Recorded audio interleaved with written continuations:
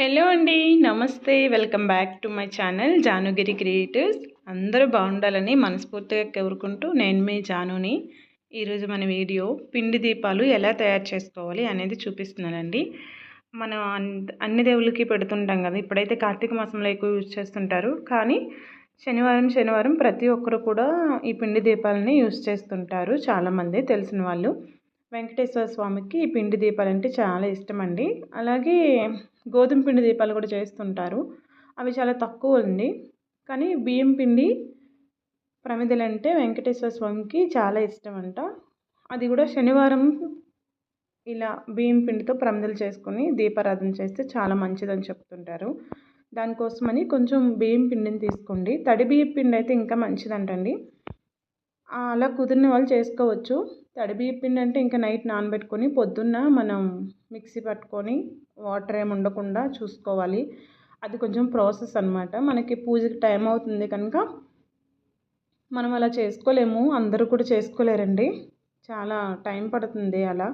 కాబట్టి ఇలా పొడిపిండి వేసుకొని దానిలోనే కొంచెం బెల్లము అలాగే నెయ్యి వేసుకొని నీళ్ళు వేసుకొని నేను కలుపుకుంటున్నాను. కానీ ఇందులో పాలు వేసుకొని కలుపుకోవచ్చు. అలాగే అరటిపండు కూడా వేస్తారండి. మీకు ఎలా వీలైతే అలా చేసుకోవచ్చు. పాలు వేసి చేస్తే కనుక పచ్చి పాలు అయి ఉండాలండి, మరిగించిన పాలు. మరిగించిన తర్వాత దేవునికి యూజ్ చేయకూడదు. సో మరిగి పెట్టకుండా పచ్చి పాలు వేసి చేస్తే మంచిది. అది కూడా ఆవు పాలతో అయితే ఇంకా మంచిది. ఇగోండి, ఇక్కడైతే ఇలా సాఫ్ట్గా పిండి ముద్దనైతే కలుపుకోవాలి.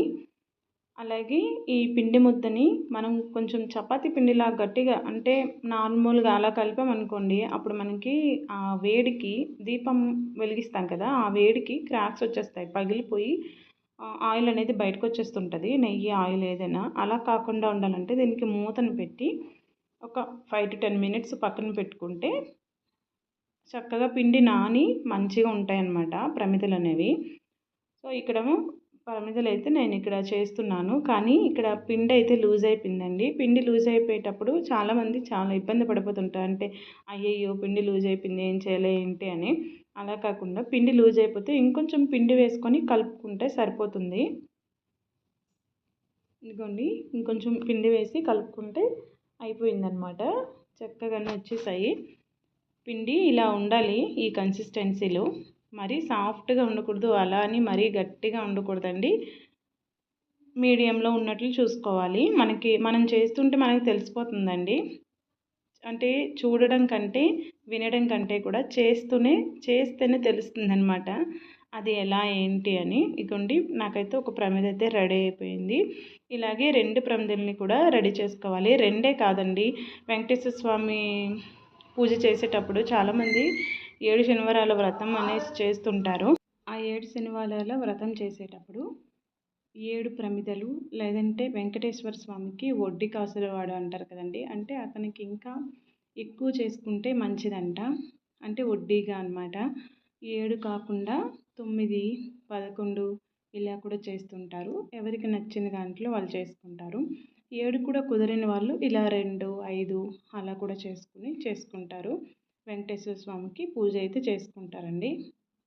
ఇప్పుడైతే ఇలా దీపాలు ప్రమిదల్ని ఇలా రెడీ చేసుకున్న తర్వాత మనం పూజ కోసం సిద్ధం చేసుకోవాలి.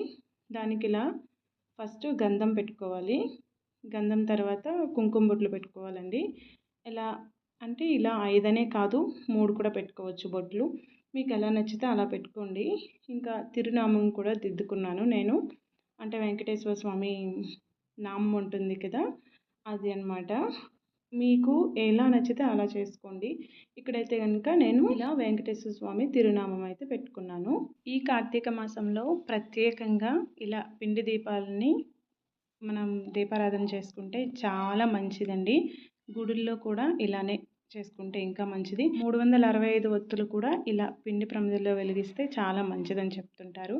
ఓకే అండి, వీడియో మీకు నచ్చింది కదా. పిండి ప్రమిదలు చూసేశారు కదా, ఎలా ఉందనేది కామెంట్ చేయండి. Thanks for watching. వీడియో నచ్చితే లైక్ చేయండి. బాయ్.